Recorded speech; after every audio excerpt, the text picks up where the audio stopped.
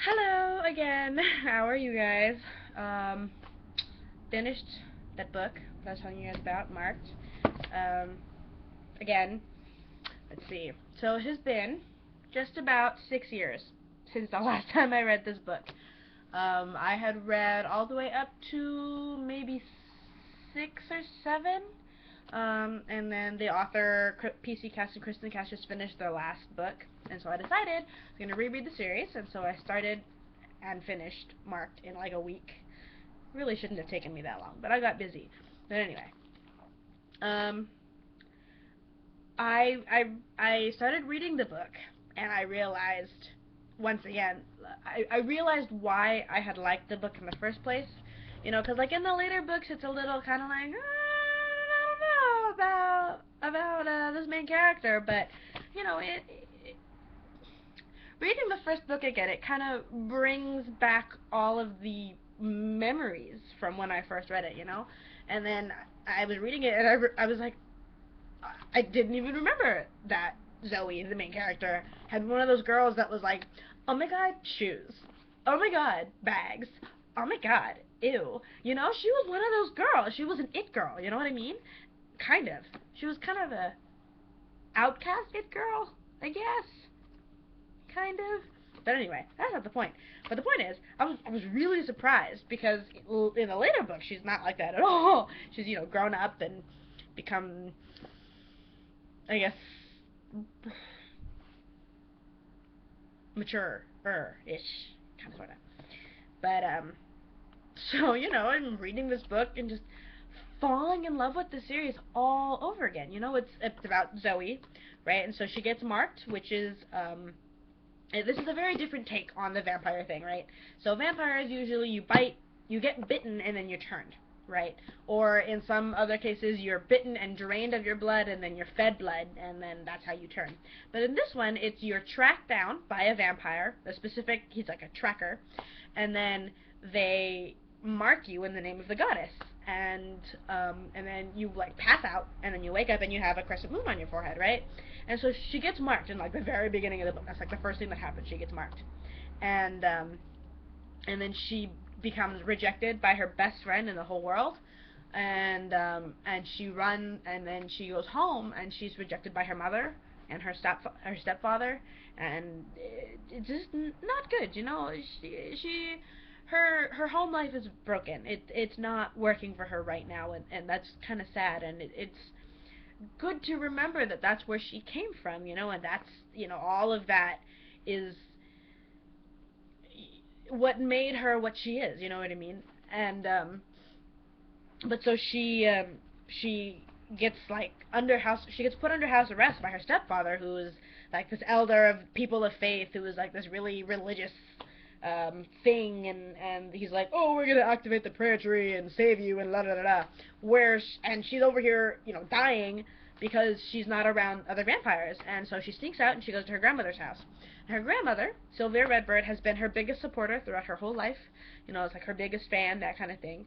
And so she goes looking for her grandmother, and she gets to the farm, and she's coughing and feeling really sick and lightheaded because she's dying. And until she gets to the House of Night, which is where newly marked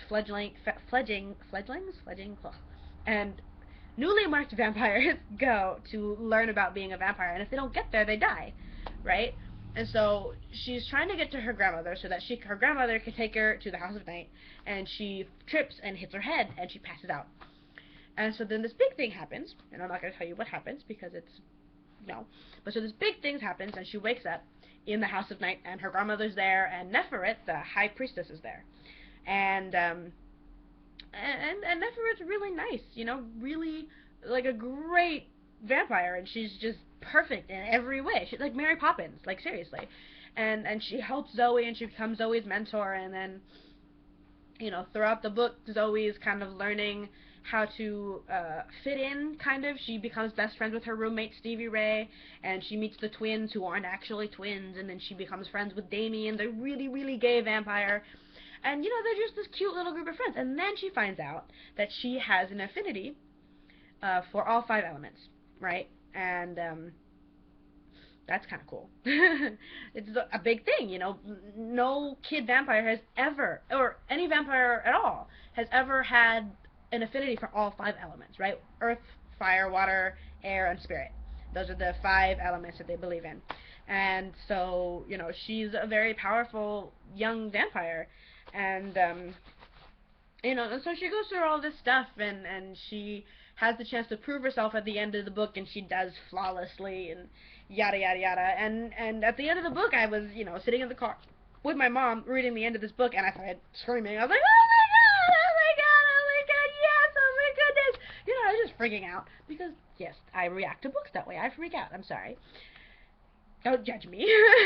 But you know, I'm just reading the end of this book and remembering why I fell in love with the series in the first place.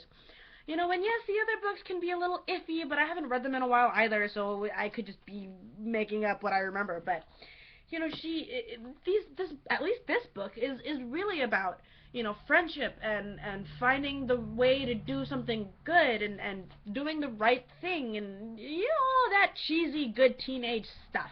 You know what I mean? You know, like when a kid is just going into freshman year and they're scared, you know, it's their obviously their first year in high school, you know, maybe they're new to the school, they don't know anybody.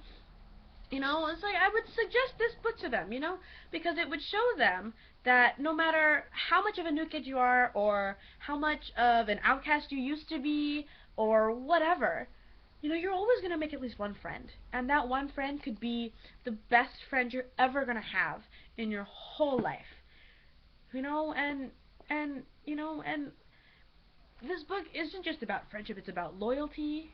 You know, it's about like coming into yourself, right? And you know, it's fabulous. I would suggest it to anybody at all. Seriously.